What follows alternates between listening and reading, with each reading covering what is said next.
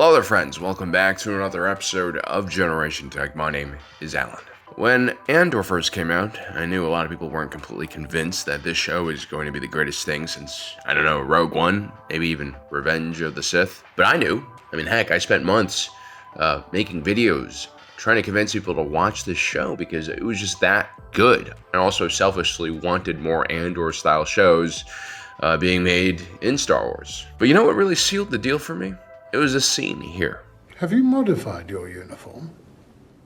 Perhaps slightly. This dude goes out of his way, uses his own free time and money to modify a company uniform. And honestly, he made it look a lot cooler than how it started out. Everyone else's uniform is just kind of frumpy. And just to put this into context, this is the equivalent of a mall cop modifying his own uniform so that he looks cooler on the job. Oh, and this mall cop actually has the power to make orders that have real-life consequences that can kill people. This one hilarious line reveals a lot about Cyril Karn. It tells us that he's kind of a weirdo, but he's also slightly formidable in his own strange way. And that, my friend, is how you use dialogue in an interesting way to hook people in, to make them care or at least interested in the characters you're showing on screen.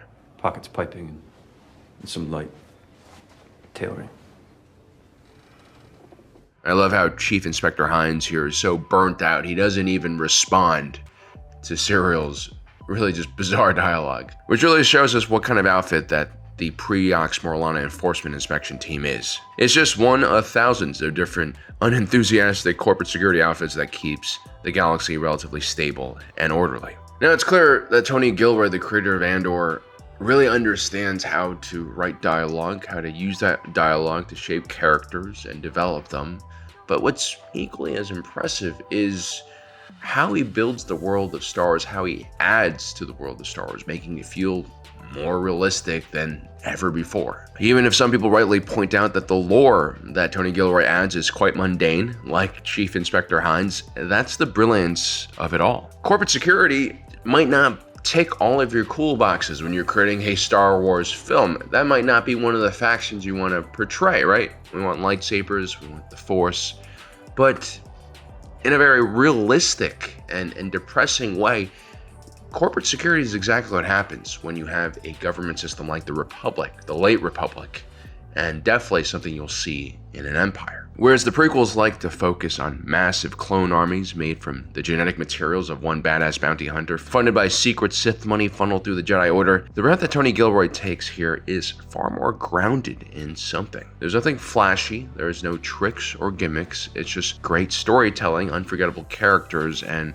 terrific movie making that is incredibly believable. I remember long ago when I was learning how to be a videographer, this guy told me, Alan, don't go out to Times Square, don't go out to Soho to shoot where there's plenty of amazing angles and buildings that you can take a look at. Go somewhere boring. Go to your average strip mall in New Jersey and try to develop your skills there. And the idea is take away all the neat tricks, the polish, the production value, the celebrity names, learn the basic skills of filming, and in this case, learn the basic skills of storytelling and movie making, and that is what Tony Gilroy excels. If you take a look at a lot of his stories, they're grounded in reality. They might have fantastical elements to them, but they're normal people mostly doing incredible things. That's basically who Jason Bourne was, right? And this is what Tony Gilroy brings to Star Wars through Andor. And for an individual who admits to not being a Star Wars fan, Tony Gilroy seems to very intimately understand how this galaxy works. And I believe that because of his incorporation of this corporate security. The consolidated holdings of Pre-Ox Morlana Corporation wasn't selected randomly by Gilroy to serve as the first antagonistic faction in this show. It was a very meaningful choice. The first line of defense in a galaxy-wide tyranny is the perfect fit for the Empire. Corporate authorities or corporate-controlled regions of space have always been a part of Star Wars, especially in Legends. Back in those days, Han Solo and his ilk were all greedily looking at the plunder in these regions and desperately trying to figure out how they can get their own piece. And if you watch this channel, you know a lot about the Outer Rim Free Trade Zone and how it created perhaps a too business-friendly environment, which led to the creation of corpo-states with the political power of planets and economic dominance in their respective industries. But before that existed, you had these corporate sectors, which were areas of space where corporate law was the law, and there were very few restrictions on what corporations could or could not do. People tend to overcomplicate things when they talk about politics and economic systems.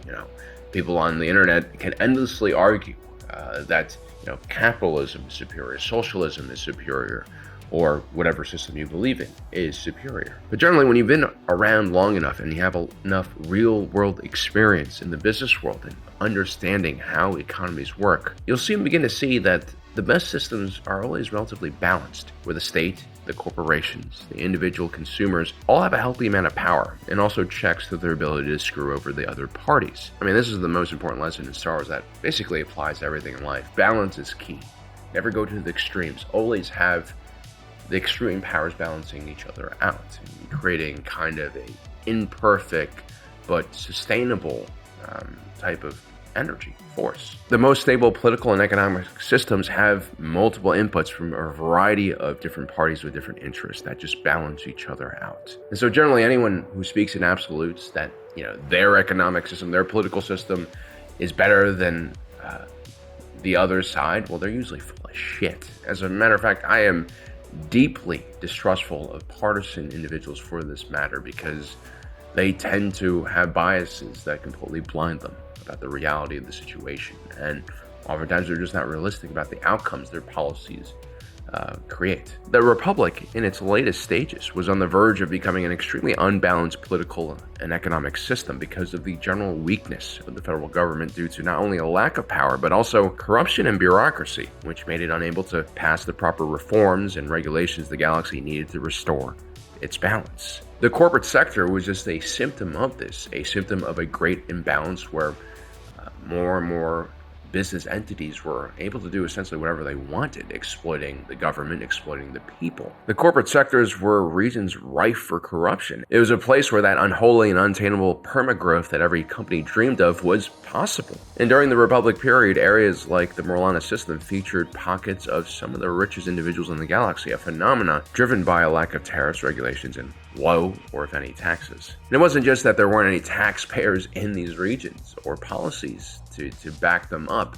There's also a lack of Republic judicial forces and enforcement as well. In many ways, the existence of these regions was an affront to the Republic's values and law and order and power. In some of these areas, there was literally slavery and then indentured servitude, which is against the Galactic Constitution. The ability to essentially buy another human being or sentient being, the ability to buy your way out of trouble from the legal system, makes a mockery of the Republic. Now, despite all these negatives these corporate sectors brought to the galaxy, there is one major advantage that regulation-free trade zones had on the galaxy. It was a relatively cheap way to spur economic activity in a region, with almost little investment from taxpayer money. And in situations where the federal government had no capital resources, no political will to create economic growth and opportunities, opening an area and making it easier for business entities to operate and invest was really your only play here. The Republic created the Outer Rim Free Trade Zone because they honestly didn't have the energy or military capabilities to actually stabilize this relatively dangerous and sparsely populated part of the galaxy. They were hoping that private companies would be attracted by these new policies and that they would build infrastructure and companies and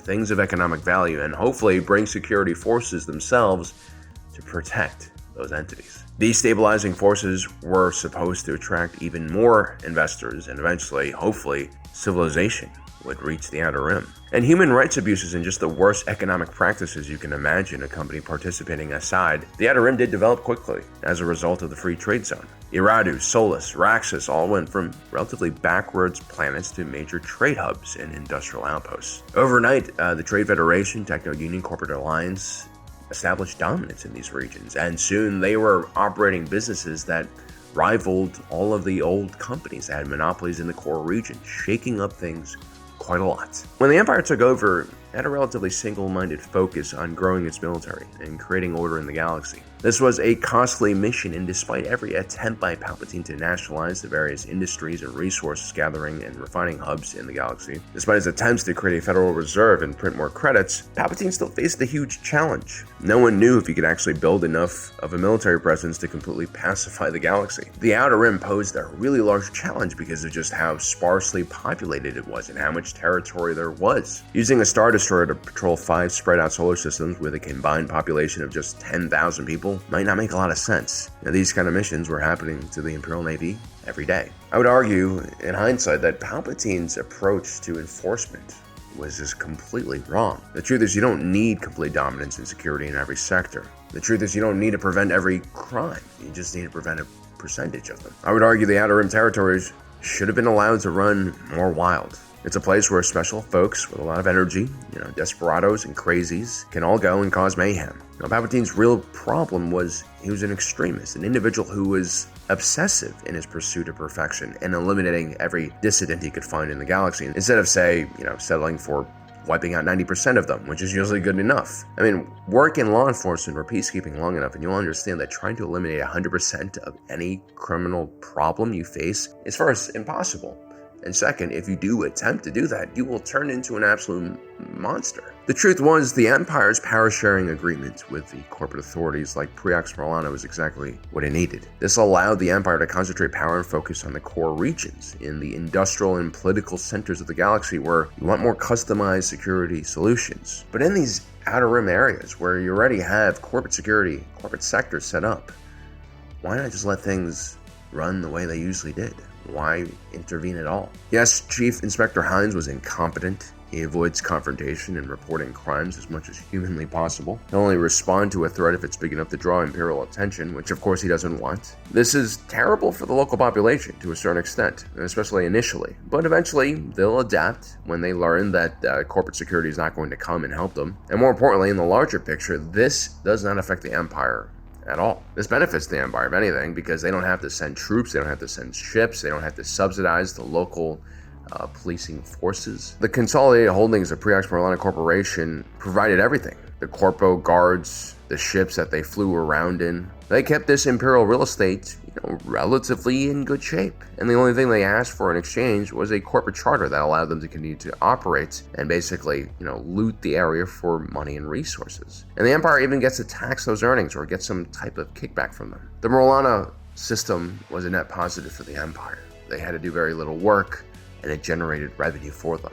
It's as passive as income can get. Yes, of course, such lax security, like what we see on Ferrix, can allow rebel movements to flourish and fester. But the revolution didn't really start in earnest on Ferrix until the Empire thought it was a good idea to bring the ISB in and take over governance of the planet and fill the street with Imperial Army trooper patrols. One could argue that Preox Morlana, by doing absolutely nothing and ignoring Ferrix, was doing a better job in governance than Dedramiro could ever hope to do. And here's the thing, if you take a look at Pre-More Authority security forces, they were probably one of the more cost-efficient security forces out there. They're definitely more cost-efficient than the Empire. These tactical forces represented the most minimal of threats to any criminal entities in the system. And while the average tactical blueberry probably brings back a better salary and benefits package than a Stormtrooper or an Imperial Army trooper, it's probably going to be much cheaper overall to fund such a program when compared to, say, an Imperial sector fleet. In true corporate fashion, the tactical officers of Preox Morlana are equipped in a very minimalistic way.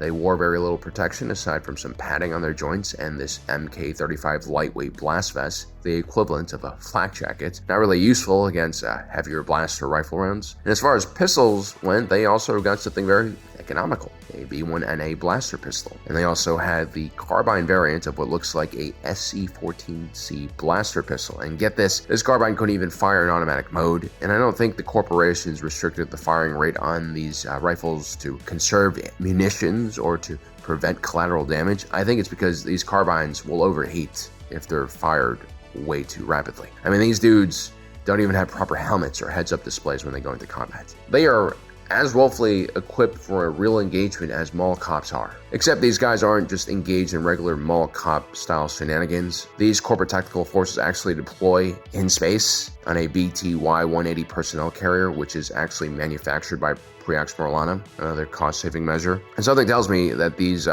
pyramid ships are essentially just freighters, or the Star Wars equivalent of a minivan, being turned into a tactical command center and armed transports. You have a budget hyperdrive on board, a lack of proper military-grade deflector shields, 3 cannons, and a ventral turret that seems to be more for deterrence than actual combat. Then attached to these pyramid-shaped ships were 6 mobile attack pods, otherwise known as the RK-392, which looks suspiciously shaky upon re-entry into a gravity well. Sketchy quality and untested designs. Well, I'm pretty sure that the accountants and financial people of Pre-Ox Marlana had their fingerprints all over the purchase of these ships and all of this equipment. Remember, these guys aren't mercenaries or bounty hunters. These are corporate security forces. Furthermore, these guys clearly do not do regular patrols in areas like Ferrix. They basically just let them function on their own. Another sign of Pre-Ox Marlana trying to just save as much credits as possible. You don't want to pay for overtime. And that might be exactly what the Empire needed. Mall cops for the mall, and not entire battalions of shock troopers and a battleship parked over the planet. Sometimes the most important part of your security force is not how fearsome it looks or how good they are at blowing up things. Sometimes what matters the most is that they're an economically sustainable force that can always be around because they are sustainable. These tactical blueberries feature individuals who are wider than they're tall, individuals who probably have room temperature IQ, individuals that are sketchy criminals with backgrounds and rep sheets that make them worse than the people they're trying to police. And this was really just the best a system like Morale could afford to sustain. And I guess that's better than nothing. Because if there is a larger threat, these blue boys can do some damage and respond accordingly. The Morlana system wasn't completely lawless after all, and that means Pre-Ox Marlana was doing something right. And I can't stress this enough in this video. Pre-Ox Marlana performing at a C- level is still better than the Empire going in with a big fat F for stirring up more trouble than they started out with. On their worst day, the tactical blueberries will never stir up enough trouble to start an actual planet-wide rebellion. Only systematic repression and occupation like the one the Empire carries out on Ferrix can do something like that. And corporations like Pre-Ox Marlana, out of the goodness of their hearts and because of their budgets, probably could never afford to do something like this. Their greed really does limit the scope of their stupidity somewhat. And this is the vision that Palpatine probably should have adopted for the galaxy. Luthen Rael's analogy that the galaxy is being slowly choked by the Empire's authoritarianism encapsulates the slow slide into becoming tolerant and used to tyranny. It can happen anywhere.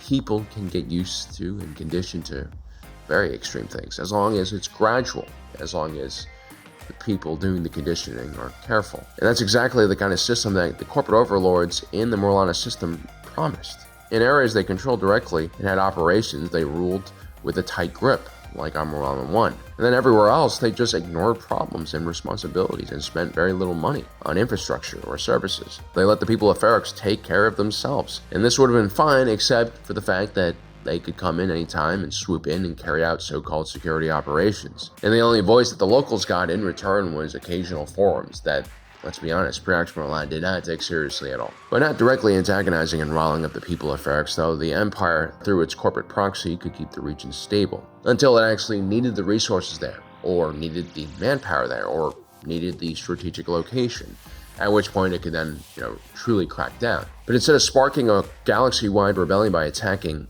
every planet and oppressing every planet at the same time, the Empire would have done much better if they isolated each one of these systems one at a time, where conflict is far more manageable, and the Empire can strangle individual planets and systems until all signs of resistance were gone. The corporate overlords were just cheap placeholders until it was time for the Empire to come and harvest everything. Well guys, I hope you enjoyed today's video. Don't forget to subscribe and hit that notification button down below so you don't miss out on the rest of our awesome content. And as usual, my name is Alan, reminding you that my allegiance is to the Republic, to democracy. I'll see you next time.